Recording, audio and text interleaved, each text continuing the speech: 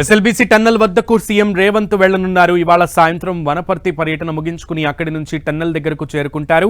అక్కడ కార్మికుల కోసం కొనసాగుతున్న రెస్క్యూను సీఎం పరిశీలించనున్నారు. ఘటనా స్థలంలోని పరిస్థితులను పరిశీలించి ఆరా తీయనున్నారు.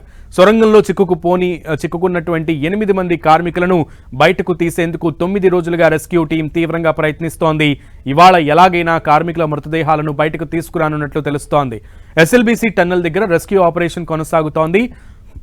నలుగురిని గుర్తించిన ప్రాంతాల్లో రెస్క్యూ సిబ్బంది బురద నీటిని రెస్క్యూ సిబ్బంది తోడేస్తున్నారు.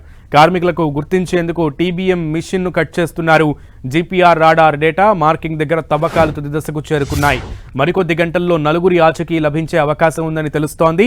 ఇప్పటికే ఎస్ఎల్బీసీ టన్నల్ దగ్గర అందుబాటులో అంబులెన్స్లు, ఉస్మానియా వైద్యులు, ఫోరెన్సిక్ నిపుణులను ప్రభుత్వం సిద్ధంగా ఉంచింది. మరోవైపు సొరంగం పైకప్పు కూలిన దుర్ఘటనలో చిక్కుకున్న 8 మంది కార్మికులు దాదాపు విగత జీవులుగా మారినట్లు ప్రభుత్వం అంచనా వేస్తోంది. వారు ప్రాణాలతో ఉండే అవకాశాలు 99% కష్టమేనని మంత్రి జూపల్లి కృష్ణారావు ఇప్పటికే ప్రకటించారు. ఎస్ఎల్బీసీ టన్నెల్లో చిక్కుకున్న కార్మికుల కోసం జరుగుతున్న సహాయక చర్యల్లో పురోగతి కనిపించిందని, ఇవాళ సాయంత్రానికి కార్మికుల జాడ లభ్యమయ్యే అవకాశం ఉందని ఆయన తెలిపారు. ఎస్ఎల్బీసీ టన్నెల్లో జీపీఆర్తో స్కానింగ్ చేసి కార్మికుల అవశేషాలను నిర్ధారించారు.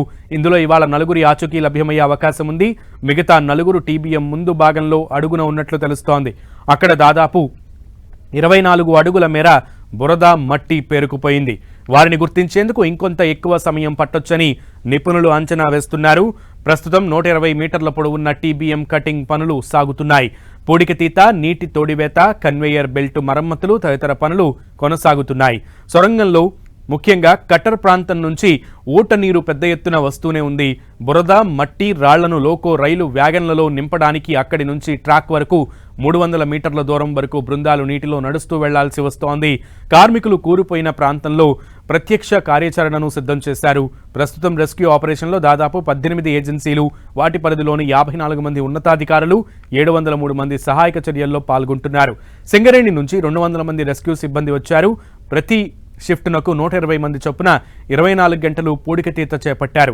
నాగర్ కర్నూల్, నల్గొండ, హైదరాబాద్, ఏపీలోని కర్నూలు నుంచి 8 మంది ఫోరెన్సిక్ వైద్యులను పిలిపించారు. సొరంగంలో చిక్కుకుపోయిన వాళ్లలో ఎవరైనా మృతి చెందితే శవ పరీక్ష నిర్వహించే అవకాశం ఉంటుంది. బాధిత కుటుంబ సభ్యులు తమ వాళ్ల మృతదేహాలను గుర్తించకుంటే ఫోరెన్సిక్ వైద్యుల పర్యవేక్షణలో DNA పరీక్షలకు నమూనాలు పంపిస్తారు. ఈ మేరకు అంబులెన్స్లను కూడా సిద్ధం చేశారు.